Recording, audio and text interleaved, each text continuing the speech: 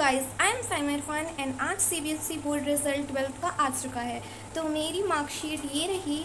आप देख सकते हैं मेरे इंग्लिश में 89 है, फ़िज़िकल एजुकेशन में 89 है एंड फिज़िक्स में 75 है।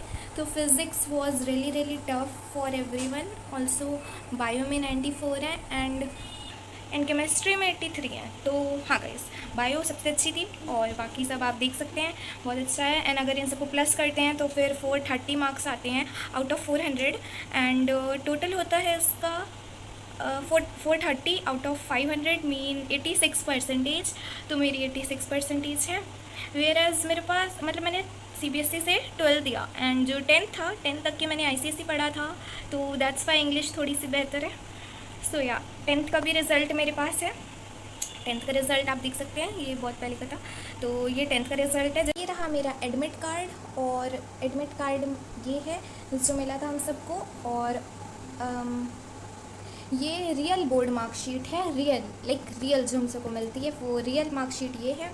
एंड ऑल्सो व्हेन एग्ज़ाम के बाद सर ने ग्रुप में पूछा, हम सबका एक ग्रुप था, तो सर आस्क्ड कि कैसा गया सबका एग्ज़ाम। और आप इमोजीज़ देख सकते हैं बच्चों ने कैसा रिएक्ट करा है, उससे पता चलता है उन लोगों के मार्क्स। मेरा डमी स्कूल का ये था आईडी कार्ड, तो ये आईडी कार्ड है, मेरा आईडी कार्ड था ये क्यूट सा। और गाइस जैसा कि मैंने 10th तक के आईसीएसई में पढ़ा, देन 11th 12th मैंने डमी स्कूल करा एंड डमी स्कूल के बाद जब बोर्ड एग्जाम की बारी आई तो फिर उसके बाद ग्रीनवे पब्लिक स्कूल से फिर सीबीएसई बोर्ड हो गया, क्योंकि नीट की प्रिपरेशन करनी थी तो सीबीएसई बोर्ड से ही बेटर रहता, तो इसीलिए सीबीएसई से बोर्ड एग्ज़ाम दिया हम सब ने। तो ये मेरा 10th क्लास की मार्कशीट है, 10th क्लास की जो आप देख सकते हैं। तो 10th में भी मेरे ठीक ही थे, मतलब मेरे परसेंटेज अगर निकाली जाए तो ये मेरी परसेंटेज थी, जो कि एज क्लोजर है, क्लोज है। तो जैसा कि आप इंग्लिश में देख सकते हैं 89 और 82 आया है ना, तो इसको एक लेके 86 कर दिया। तो ऐसे करके जो लास्ट में 6 है ना, 6 ब्लॉक्स बने हैं एकदम राइट साइड। तो जो 6 ब्लॉक्स हैं उस सब में ऐसा सीन था कि हम सबको द बेस्ट ऑफ 5 लेने होते हैं। तो 10th में ऐसा ही सीन था आईसीएसई में कि बेस्ट ऑफ 5 लेने पड़ेंगे हम सबको। तो जब बेस्ट ऑफ 5 की परसेंटेज निकालेंगे हम सब जो एकदम किनारे हैं, तो अगर मैंने हिंदी को एलिमिनेट कर दिया, हिंदी को, तो मेरे 87.4 बनेंगे। तो 10th में मेरे ये थे एंड 10th का भी रियल रिपोर्ट कार्ड है ये। और 10th का जो दूसरा मिलता है ग्रेडिंग वाला, वो रिपोर्ट कार्ड ये है। तो ये ग्रेडिंग वाला है जिसके अंदर A B C ऐसे मार्क्स लिख रहे थे। एंड वेयर एज तो रियल अगर बात करें तो मैंने 12th सीबीएसई से करा और सीबीएसई में ये परसेंटेज थी और ये मेरे रिपोर्ट कार्ड था 12th का।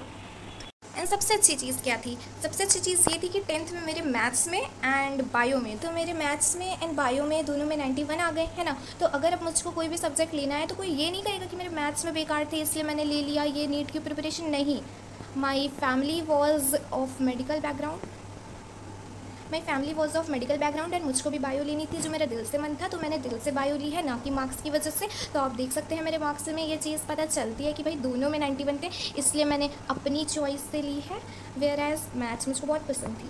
बट मेरा अगर फेवरेट सब्जेक्ट पूछा जाए जिसमें इंटरेस्ट भी बहुत ज़्यादा हो तो वो हिस्ट्री। लेकिन हिस्ट्री में आप देख सकते हैं 94 थे, लेकिन हिस्ट्री बहुत अच्छी। उसके बाद जब मुझको छोड़ना पड़ा ना हिस्ट्री ज्योग्राफी, तो बहुत बुरा लगा कि लाइक अब स्टोरीज़ कैसे पढ़े। और जब 2 साल नीट की प्रिपरेशन करने के बाद जब बोर्ड का टाइम आया और जब इंग्लिश में हम सब ने विस्तास की बुक खरीदी एंड बाकी इंग्लिश की प्रिपरेशन करने के लिए स्टोरीज़ रीड करनी पड़ी, तो आई वॉज़ रियली ग्रेटफुल कि चलो कोई अच्छी सी चीज़ मुझको रीड करने को तो मिली। So I was really happy with my marks and also मैंने पूरी जनवरी पूरी फरवरी लगाई थी इंग्लिश को करने में, बिकॉज पूरे साल तो नीट की प्रिपरेशन करी ली बाकी सब्जेक्ट्स की, तो इंग्लिश की तो हुई नहीं, तो इसीलिए इंग्लिश एंड फिजिकल एजुकेशन के लिए मैंने पूरे 1 महीने लगाए थे, तो जाके ये मार्क्स आए हैं। लाइक बोर्ड में ओसवाल के सैम्पल पेपर्स, ओसवाल के and writing practice and framing of answers was the thing जो बोर्ड में काम आती है। तो मैंने पूरी की पूरी जनवरी, जब लोग नीट की प्रिपरेशन करते हैं तो फिर मैंने बोर्ड में ध्यान देने के लिए sample papers and answer framing को ज़्यादा प्रायोरिटी दी as compare to my NEET preparation. But still that was an average की बोर्ड तो एक बार होता है, तो we have to give our best. तो 12th में तो हमारी फिजिकल एजुकेशन की विस्तार की और फ्लैमिंगो की चलती थी, ये तीनों जो मैंने पूरी जनवरी एंड फरवरी लगाए थे भाई इसको पढ़ने में। पूरी जनवरी एंड फरवरी लगा दी। देख सकते हैं आप, ये मैंने पूरा का पूरा लिख रखा है, मतलब पूरी एक मैंने पोएम करी, मैंने एक चैप्टर्स करे, ये सब कुछ लिखा, फ्रेमिंग ऑफ आंसर, इसके मतलब लिखे, मैंने वीडियोस देखी और पता नहीं क्या क्या करा इंग्लिश के लिए। वेयर एज नीट के बच्चे आई डोंट नो बट इतना ज़्यादा नहीं करते हैं, जैसे मैंने टाइम लगा दिया इंग्लिश एंड ये सारी physical education. Like you can see each and every sentences के बाद I have written what is the meaning of that thing, what was the purpose of writing. So and also मुझको बहुत मजा भी आया। ये जो इंडिगो वाला चैप्टर था गांधी जी वाला, ये वाला भी बहुत अच्छा लगा because it was related to history and I have scored a good marks and history also, and this is विशास, जो मुझे नॉलेज पढ़ना नहीं पसंद था, पर ये वाली जो नॉलेज लाइक मतलब I was trying to read that, इतनी अच्छी मैंने हर एक पेज अच्छे से पढ़ा, इसके क्वेश्चन आंसर्स भी करे। एंड यू नो व्हाट, हमारी ग्रेविटी कोचिंग जो मैंने 11 एंड 12 में ज्वाइन करी थी, कोचिंग में भी हमारे सैम्पल पेपर्स होते थे जिसमें बोर्ड रिलेटेड एग्जाम्स, बोर्ड से पहले हमारे बोर्ड रिलेटेड एग्जाम्स भी हुए थे जो बोर्ड रिलेटेड थे, लाइक उसमें सब्जेक्ट लिखना था हम सबको, एंड उससे मेरी प्रैक्टिस हो गई बोर्ड की प्रिपरेशन को स्ट्रॉन्ग करने की। मैंने हर एक चीज़ अटेंड करी थी, इवन मैंने मॉक टेस्ट भी हर एक दिए थे से पहले, इवन मेरा फिजिक्स का पेपर था देने उसके एक दिन पहले I was in Gravity coaching NEET के एग्जाम्स दे रहे थे, बिकॉज मैंने हर एक चीज़ करी थी कि भाई इंग्लिश में आ जाए मार्क्स आ जाए।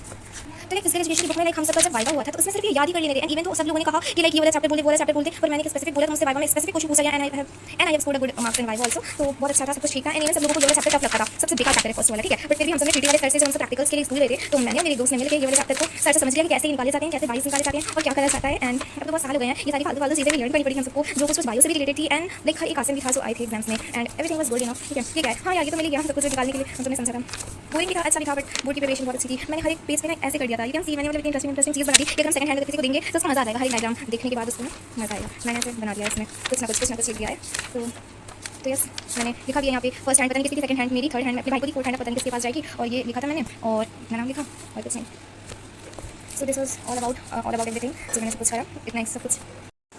सो आई होप आप सबके भी अच्छे मार्क्स आए होंगे बोर्ड एग्जाम में, congratulations and congratulations for your good result, and if you haven't scored well don't worry, still and party harder, don't focus on the result, जो हो गया वो हो गया, just up you have to just chill, party a lot, that phase has ended, and also don't focus on my English, I am just saying, I just want to say congratulations and have a good future ahead, you will succeed in your life, you know that, and you just have to improve yourself and improve everything that you have done this year, and also thank you for watching this video, and don't worry guys, and all the best for everything, all the best for your future, and don't worry at all, the result has been मतलब जो है वो हो चुका है वो result declare हो चुका है। Now you just have to chill, party a lot and study harder so you can improve in आगे upcoming opportunities you can take, and all the best for your future, and may you get a good college, and be happy guys, and don't focus on the result, okay, don't focus on the result, be happy and don't hand over your happiness in some sort of paper. So yeah, bye, thank you for watching this video